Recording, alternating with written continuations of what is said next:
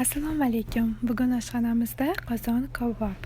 Bunga 1,5 kilogramm qo'y go'shti qovurg'asi, yarimta limon yoki laym, 3 ta kattarok piyoz, 5-6 ta kartoshka, tuz, ziravorlar kerak bo'ladi.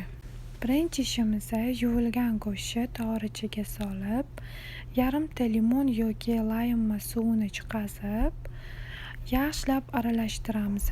Go'sht hamma joyiga tegishi kerak. Limonni so'ki go'sht pishganda sochni yumshoq bo'lishiga yordam beradi. Xuddi zashitniy plyonkadek go'shtni selini chiqarib yubormaydi, chunki biz hozir go'shtni qizartirib qovuramiz, o'shanda qotib qolmaydi.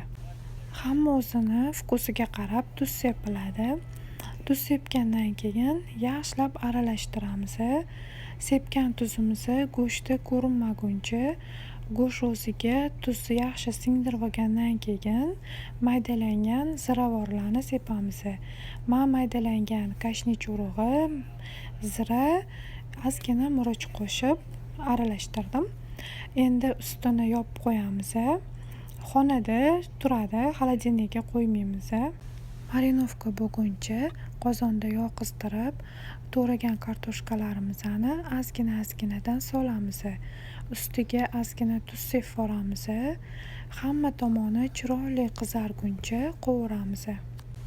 Qovurayotganda olov baland bo'lishi kerak.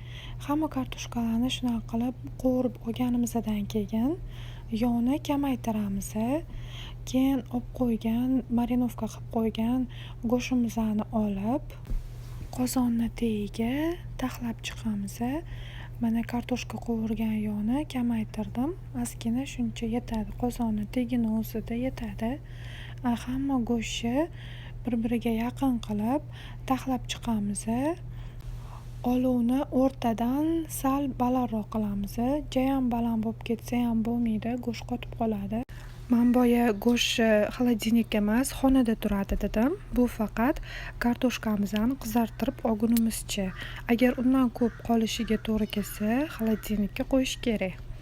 Go'shtni hammasini qizartirib olganimizdan keyin olamiz. Qozondagi yog'ni dokadan o'tkazib, boshqatdan qozonni yuvib, keyin sovaman.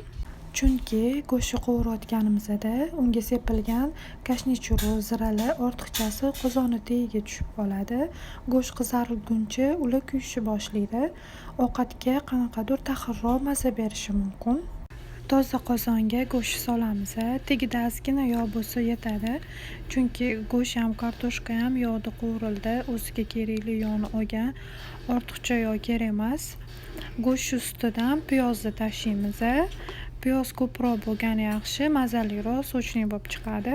Men 3 ta katta-katta piyoz to'g'rab solganman. Hozir piyozni aralashtirmaymiz. Ustiga yarim piyla suv quyamiz.